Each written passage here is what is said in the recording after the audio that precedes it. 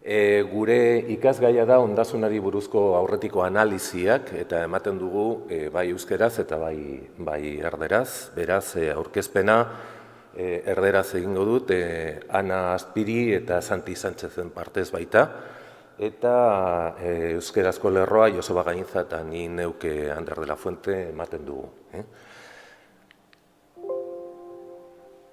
Vale, Joana.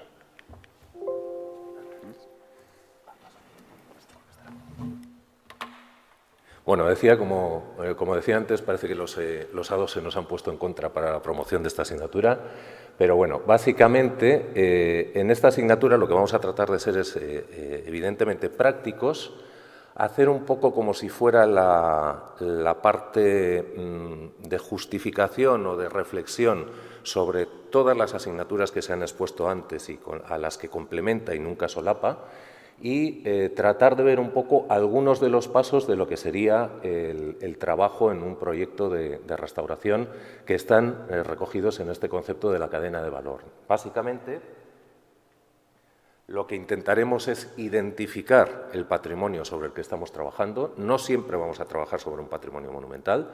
Ahí veis, por ejemplo, un ejemplo que podía pasar desapercibido ante cualquier ojo y que nos interesa que cojáis o que tengáis la habilidad para identificar. Es una casa de Manuel de Zabala de 1850, que cualquiera diría que es un caserío más, y sin embargo es uno de los últimos reductos de lo que sería una línea de patrimonio importantísima en nuestro país, que fue la ruta del vino y el pescado. Esa identificación tiene que estar compensada o condicionada por una documentación histórica que nos diga qué importancia tienen los elementos sobre los que vamos a trabajar, y en esa documentación histórica haremos ejercicios prácticos de fotografiar esos elementos. En la línea de castellano va a ser un poquito más dirigido para que podáis también hacer un vaciado documental en los archivos. En la línea de euskera cada uno y cada una tendrá su propuesta.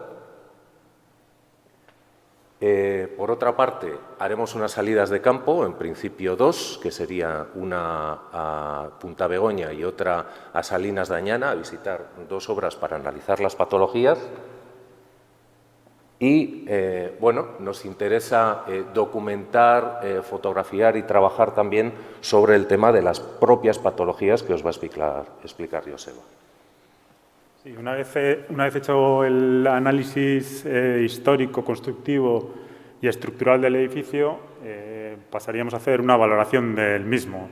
Entonces, bueno, en cuanto a las patologías, se hará un primer análisis de qué patologías existen en el caso de estudio que seleccione cada alumno y se hará una descripción de los síntomas que tiene cada una de las patologías para poder hacer un diagnóstico, cuáles son las causas probables de esas patologías.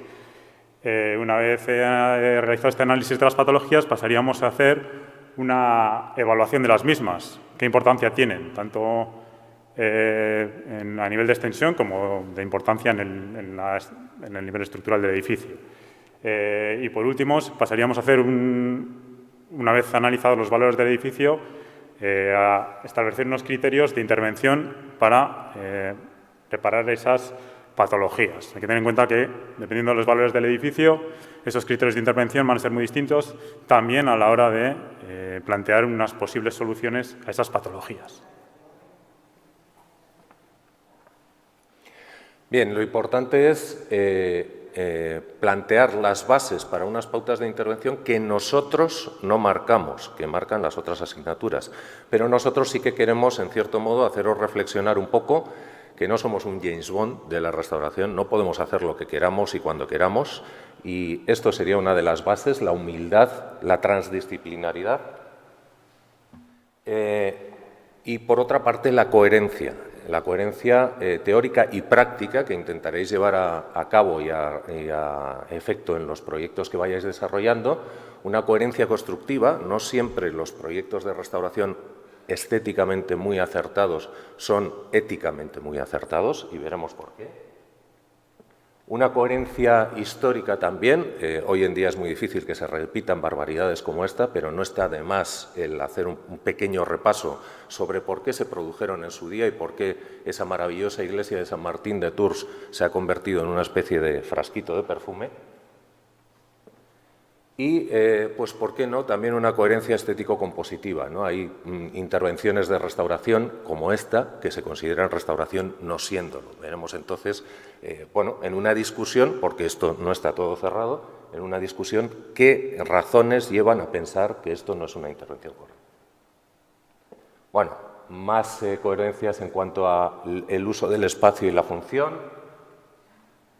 Y también algunas consideraciones sobre los valores simbólicos de nuestro patrimonio. Como digo, patrimonio no es monumento, no es patrimonio monumental y, por tanto, tenemos que aprender a tener una vista mucho más amplia. Eskerrik asko.